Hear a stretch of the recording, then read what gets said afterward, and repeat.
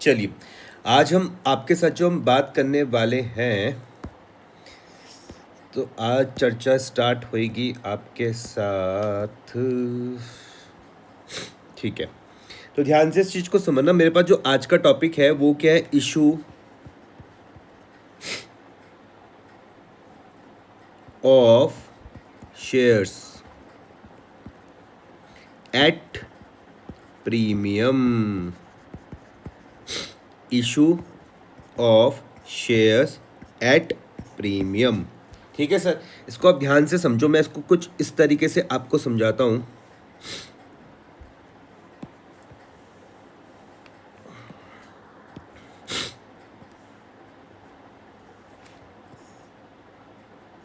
ठीक है, यहां पे समझना। अब मैंने कहा कि मान लेते हैं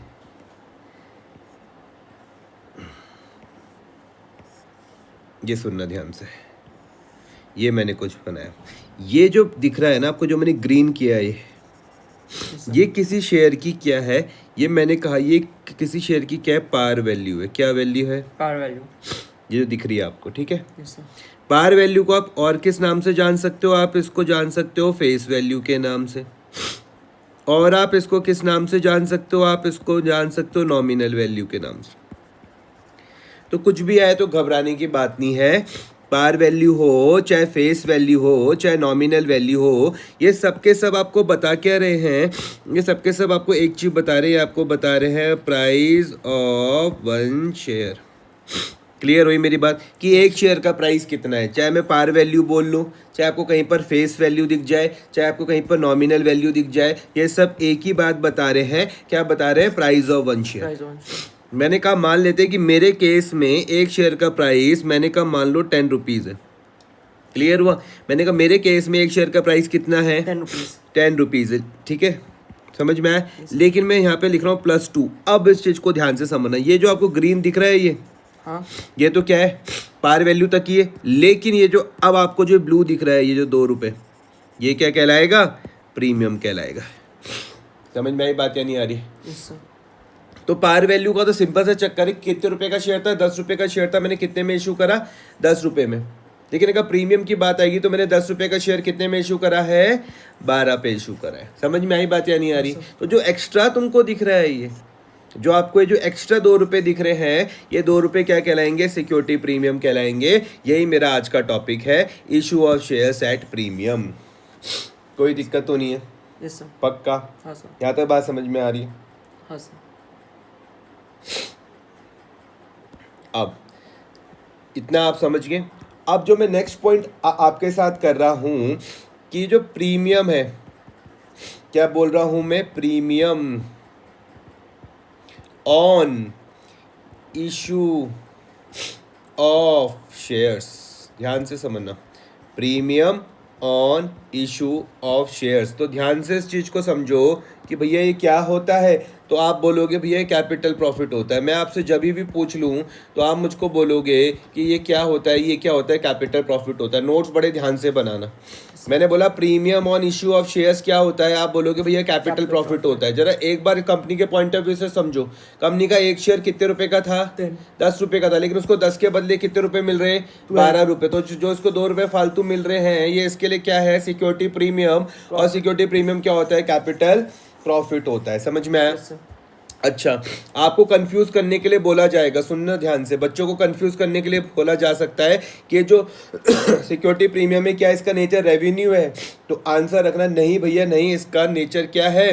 कैपिटल प्रॉफिट है, इसका नेचर है कैपिटल। क्लियर हुआ? इसके लिए आप क्या ओपन करते हो? इसके लिए आप ओपन करके चलते हो सिक्योरिटी प्रीमियम रिजर्व्स। याद रहेगा? अकाउंट। कोई दिक्कत तो नहीं है? Securities premium reserve account. समझ में आया? कैसा प्रॉफिट है? आप बोलोगे भैया कैपिटल प्रॉफिट है। अगर मैंने कहा इसका नेचर भैया कैपिटल नेचर है, मैंने कहा सिक्योरिटी प्रीमियम का नेचर कैसा नेचर है? कैपिटल नेचर है। दो तरीके का नेचर हो सकता है, तो कैपिटल या फिर रेवेन्यू।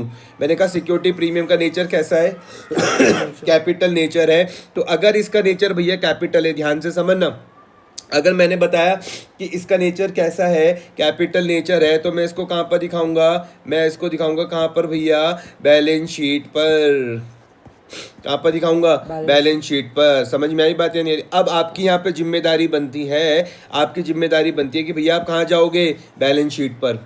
बैलेंस शीट कौन से शेड्यूल में थी, शेड्यूल थर्ड में थी, तो आप शेड्यूल थर्ड की बैलेंस शीट देखोगे।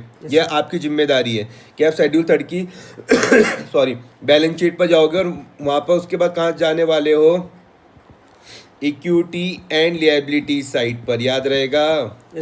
सबसे पहले कहाँ जाओगे, बैलेंस शीट देखोगे शेड्यूल थर्ड पर, उसकी कहाँ पर जाओगे, इक्विटी एंड लिएबिलिटी साइड पर जाओगे और वहाँ पर आप देखोगे क्या, रिजर्व्स एंड सरप्लस। कहाँ पर देखोगे, रिजर्व्स एंड सरप्लस। क्लियर हुई बात या नहीं हो रही है? हाँ। आगे बात समझ में? आपको मुझे जाके चेक करना है कि भैया जब आप बैलेंस शीट खोल के देखोगे इक्विटी एंड लायबिलिटी साइड पर, कहाँ पहुंचोगे आप, रिजर्व एंड सरप्लस पर। तो वहां पर जाकर देखना क्या देखोगे कि क्या आपको वहां पे सिक्योरिटी प्रीमियम दिख रहा है या नहीं दिख रहा, तब आपको समझ में आ जाएगा। आई बात समझ में? अच्छा सुनना ध्यान से। अगर अभी मैंने क्या बताया कि सिक्योरिटी प्रीमियम का कौन सा नेचर होता है, मैंने कहा कैपिटल नेचर होता है। क्या होता है, कैपिटल नेचर। अगर कैपिटल नेचर है तभी ये कहाँ पर दिख रहा है भैया, बैलेंस शीट पर। क्लियर हुई? हाँ। अगर इसका मान लेते, इसका वैसे रेवेन्यू नेचर है नहीं, लेकिन मान लो अगर रेवेन्यू नेचर होता तब ये कहाँ दिखता, statement of profit and loss में। क्लियर हो रही है बात या नहीं हो रही है? हाँ, लेकिन इसका नेचर क्या है, कैपिटल नेचर। कैपिटल नेचर है, कोई दिक्कत तो नहीं है। नहीं सर। आगे बढ़ते हैं। अब सुनना ध्यान से, अब मैं एक सेक्शन के बारे में बात कर रहा हूँ। सेक्शन कौन सा है, सेक्शन है भाई सेक्शन 52(2). सेक्शन कौन सा है, 52(2). किसका है, ऑफ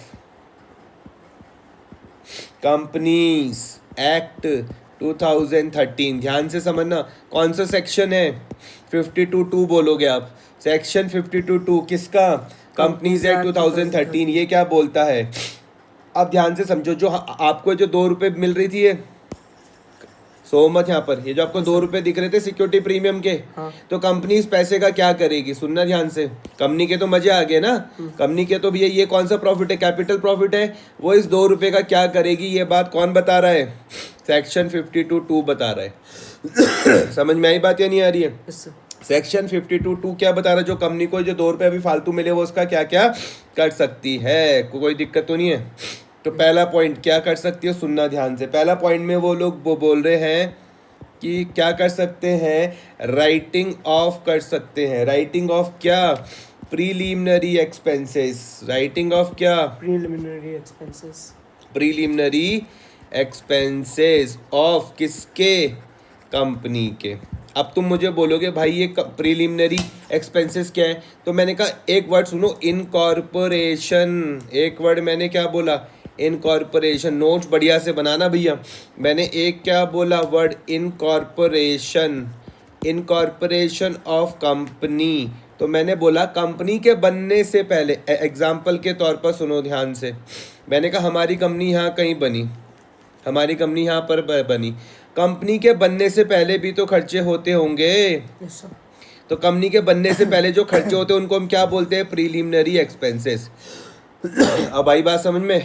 यहाँ पर मेरे पास कंपनी बन रही है, इसी के लिए मैंने क्या बोला, इनकॉर्पोरेशन। समझ में आया? इससे पहले भी तो खर्चे होते होंगे। तो इससे पहले जो खर्चे होते हैं उसको मैंने क्या बोला, प्रीलिमिनरी एक्सपेंसेस। तो इसको मैं राइट ऑफ कर सकता हूँ कहाँ से, ये जो मुझे 2 रुपए फालतू मिले थे सिक्योरिटी प्रीमियम के। समझ में आई बात या नहीं आ रही? क्या ये बात मैं बोल रहा हूँ? नहीं। आंसर है नहीं। कौन बोल रहा, सेक्शन 52(2) किसका, कंपनीज एक्ट 2013 का। पहली बात समझ में आ रही? दूसरा, और आप क्या कर सकते हो, और आप राइटिंग ऑफ कर सकते हो। क्या राइटिंग ऑफ कर सकते हो, आप कर सकते हो कमीशन पेड, कमीशन पेड और डिस्काउंट अलाउड। किसको, ऑन इशू ऑफ सिक्योरिटीज, ठीक है, और डिबेंचर्स। समझ में आ रही बात या नहीं आ रही है, ऑफ द कंपनी। एक एक शब्द ध्यान से सुनना। सुनो, हमारा खर्चा हुआ, कहाँ पर खर्चा हुआ भैया, कमीशन दिया, या फिर डिस्काउंट दिया, सुनना ध्यान से, कमीशन दिया या फिर डिस्काउंट देना पड़ा कब के टाइम पर, जब हम सिक्योरिटीज को इशू कर रहे थे। सिक्योरिटी समझ रहे हो तुम, शेयर्स वगैरह। हाँ सर। तो शेयर्स वगैरह इशू करने के टाइम पर हमें क्या देना, हम कौन, मतलब कंपनी, किसके पॉइंट ऑफ व्यू से समझोगे, कंपनी। कंपनी के पॉइंट ऑफ व्यू से। कंपनी को क्या देना पड़ा, कमीशन। क्या देना पड़ा, डिस्काउंट अलाउड। कब, सिक्योरिटीज इशू करने पर। अभी फिलहाल आप डिबेंचर्स को क्या समझ सकते हो, लोन समझ लो, बस लॉन्ग टर्म लोन समझ लो फिलहाल। Okay sir. आया समझ में। तो इसके लिए भी क्या देना पड़ा, कमीशन देना पड़ा, डिस्काउंट देना पड़ा, समझ में आया। तो इसको भी आप राइट ऑफ कहाँ से कर सकते हो, ये जो आपके पास 2 रुपए थे, ये 2 रुपए काहे के थे, ये 2 रुपए काहे के थे, प्रीमियम मिल रहे थे। सिक्योरिटीज प्रीमियम के थे। कौन सा प्रॉफिट था ये, सर कैपिटल प्रॉफिट था, समझ में आया। हाँ। तो पहला आपको समझ में आ गया कि राइटिंग ऑफ प्रीलिमिनरी एक्सपेंसेस समझ में आ गया। दूसरा राइटिंग ऑफ कमीशन पेड और डिस्काउंट अलाउड समझ में आ गया। हाँ। तीसरा सुनो फिर भाई, और हम कहाँ पर कर सकते हैं, issuing fully paid bonus share, bonus share समझ में आया। अब बात करते हैं, अरे बोनस शेयर क्या है, ध्यान से समझना मैंने कहा मान लो ये हमारी कंपनी है, ये आपको सामने कंपनी के कौन दिख रहे हैं, शेयर होल्डर, समझ में आ गया। इन शेयर होल्डर्स के पास हमारी कंपनी के क्या है, शेयर्स है। तो इन्हीं को ही हमने और शेयर दे दिए, नहीं आया समझ में।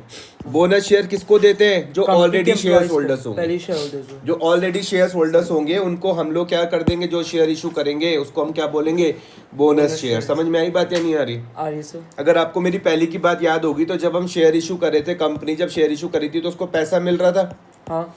तो इस केस में क्या हो रहा है, जब हम बोनस शेयर इशू करें तो कंपनी को पैसा तो नहीं मिल रहा, लेकिन वो उसको कहाँ से इस्तेमाल कर सकती है, 2 रुपए से। नहीं आया समझ में समझ में आ गया पक्का।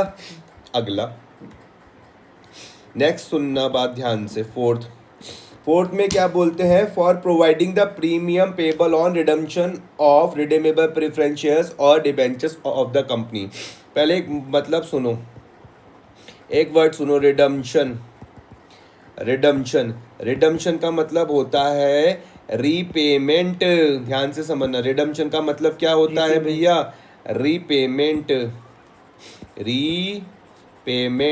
अब सुनना ध्यान से, हम रिडम्पशन किस का करते हैं, ध्यान से समझो। आपको रिडम्पशन दिखेगा किसका होते हुए, डिबेंचर्स का होते हुए, और किसका, प्रेफरेंस शेयर्स का होते हुए। क्लियर हुआ।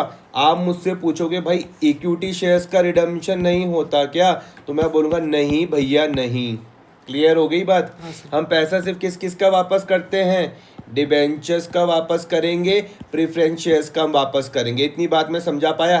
तो कंपनी के रियल ओनर कौन होते हैं, कंपनी के रियल ओनर इन्वेस्ट शेयर दो होते हैं। कौन से होते हैं, डिबेंचर्स होंगे, प्रेफरेंस शेयर्स होंगे, या फिर इक्विटी शेयर्स होल्डर्स। बहुत सही जवाब, रियल ओनर आपके इक्विटी शेयर्स होल्डर्स होंगे। ठीक है। रिडम्पशन का मतलब क्या है, पैसा वापस करना, रीपेमेंट करना। किस का भी हम डिबेंचर्स का वापस कर सकते हो, प्रेफरेंस शेयर्स का वापस कर सकते हैं। अब एक चीज सुनो जरा ध्यान से, हमारी कंपनी ने जब शेयर इशू करे, सपोज करते हैं इशू करे, यहाँ पे इशू का टाइम है, कंपनी को कितने रुपए मिले, 100 रुपए। 100 मत, यहाँ पे जब वापस करने का टाइम है, कंपनी ने कहा हम आपको 110 रुपए वापस करेंगे। सुनना, कितने रुपए मिले, 100। वापस कितने कर रहे हैं, 110। तो ये जो तुम्हें 10 रुपए फालतू दिख रहे हैं, इसको मैं क्या बोलता हूँ, premium on redemption.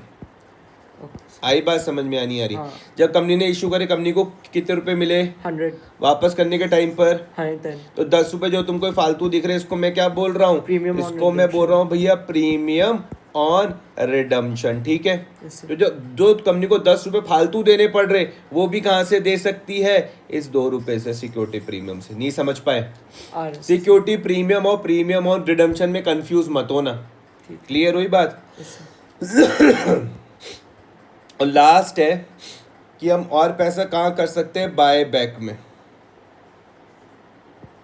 Bye back of its own shares and other securities. अपनी ही कंपनी क्या कर सकते हैं, अपनी शेयर और सिक्योरिटीज ले सकते हैं। एज पर सेक्शन इसका होता है 68 याद रहेगा तो तो ठीक है, नहीं तो सर कोई दिक्कत 52 नहीं। 2 के और ये 68 का कंपनीज एक्ट 2000। नहीं नहीं नहीं नहीं, वो ये सबके सब ये सारी जो पांचों बातें तो यहीं पर लिखी है 52 52 2 2 पर, पे। 52 2 पर पे ही है। तो कि 68 क्या हो गया? अभी समझा रहा हूँ ना, सुन तो। पहला समझे, दूसरा समझे, तीसरा समझे, हाँ। रिडम्पशन वाला पॉइंट समझे, चौथा वाला बायबैक के बारे में बात कर रहा है कि कंपनी अपने शेयर्स को क्या करी, बायबैक करी, या फिर भैया सिक्योरिटीज को क्या कर रही है। तो बायबैक वाली बात कहाँ पर लिखी हुई, 68 पर। लेकिन बायबैक का पैसा हम कहाँ से इस्तेमाल कर सकते हैं, सिक्योरिटी प्रीमियम से। समझ में आया? हाँ सर। ये बात कौन बोल रहा है, सेक्शन 52(2) बोल रहा है, किसका, कंपनीज एक्ट 2013 का। तो 5 बातें ध्यान में रखना, कोई दिक्कत तो नहीं है? नहीं सर। पक्का? Yes sir.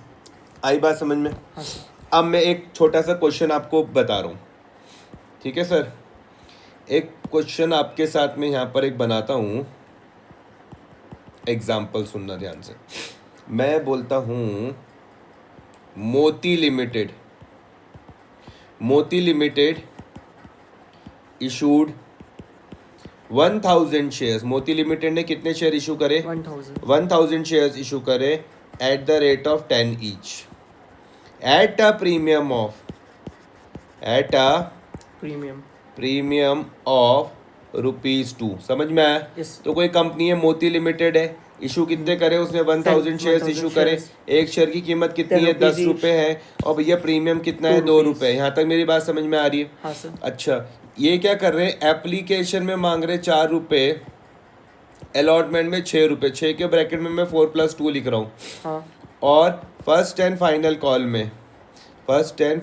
में 2 रुपये मांगे। अब मेरी बात को बड़े ध्यान से सुनना भाई, पूछूंगा तुमसे मैं 2-3 दिन बाद, आज तो नहीं पूछूंगा, 2-3 दिन बाद पूछूंगा, तब ध्यान से सुनना क्या बोलता हूँ मैं। देखो यहाँ पर क्या तुमने देखा कि मोती लिमिटेड ने इशू करे 1000 शेयर्स, एक शेयर की कीमत तुमको 10 रुपये दिख रही है, इस पे इशू करे भैया प्रीमियम पर, प्रीमियम है 2 रुपये का। अभी तो क्वेश्चन ने तुमको प्रीमियम दिखा दिया अलॉटमेंट के साथ, सुनना ध्यान से।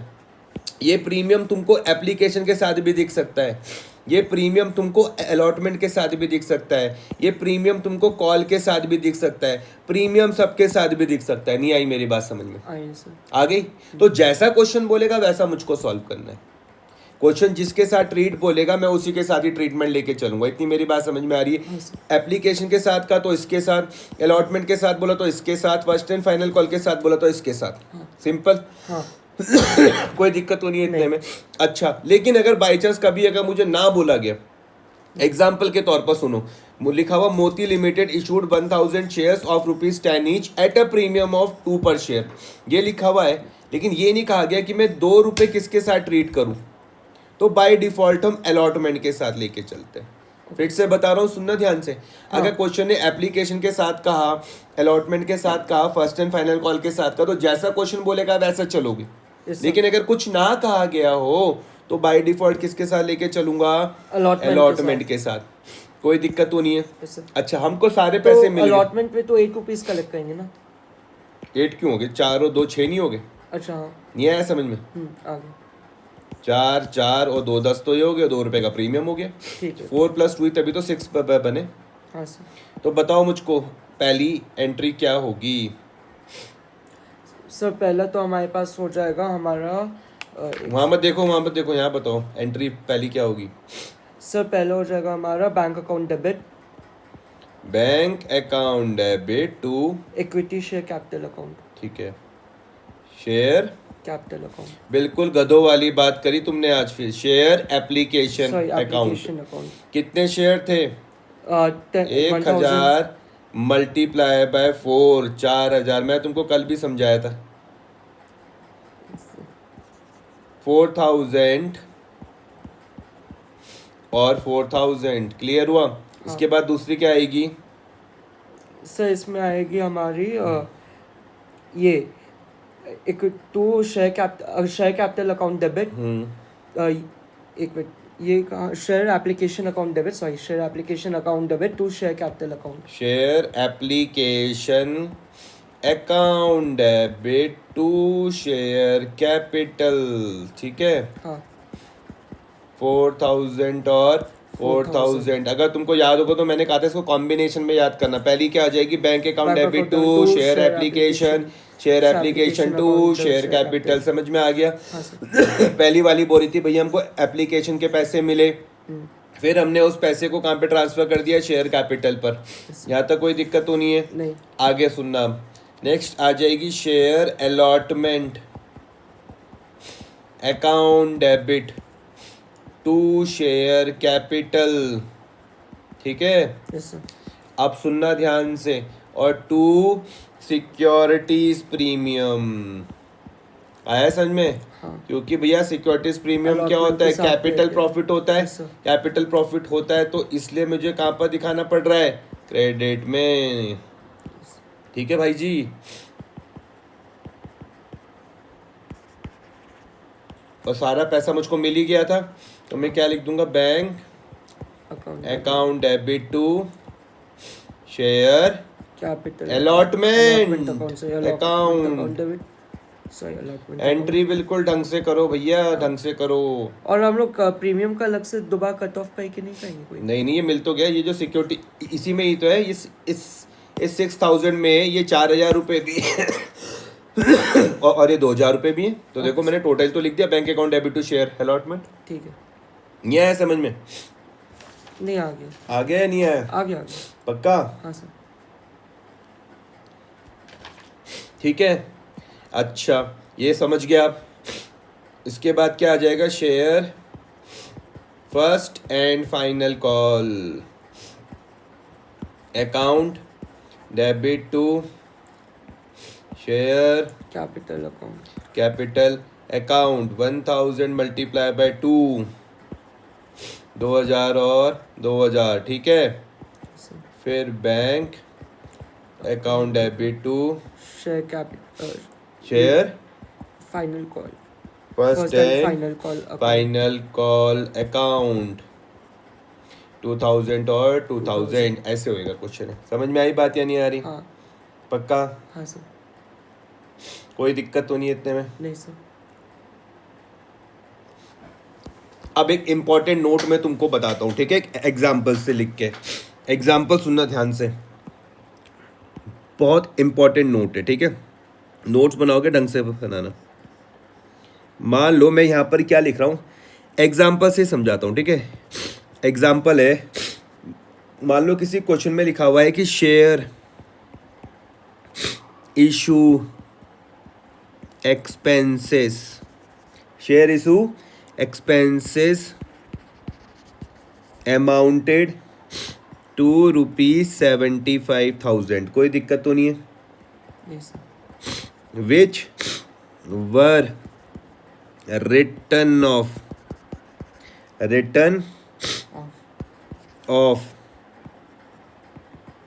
against securities premium reserve।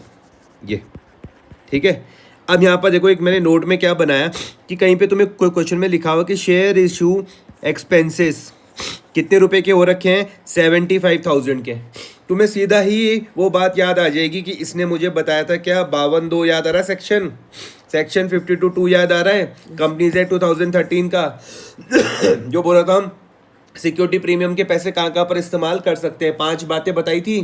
पहले बताया था राइटिंग ऑफ प्रीलिमिनरी एक्सपेंसेस, ध्यान आ रहा है? हाँ सर। फिर बताया था राइटिंग ऑफ कमीशन पेड और discount allowed on issue of securities premium or debenture of the company, issue of fully paid bonus share, या फिर जब हम रिडम्पशन का टाइम था, या फिर buy back of its own shares and others as per section 68। याद आ रहा है ना, सब चीज़ें अभी समझाई थी।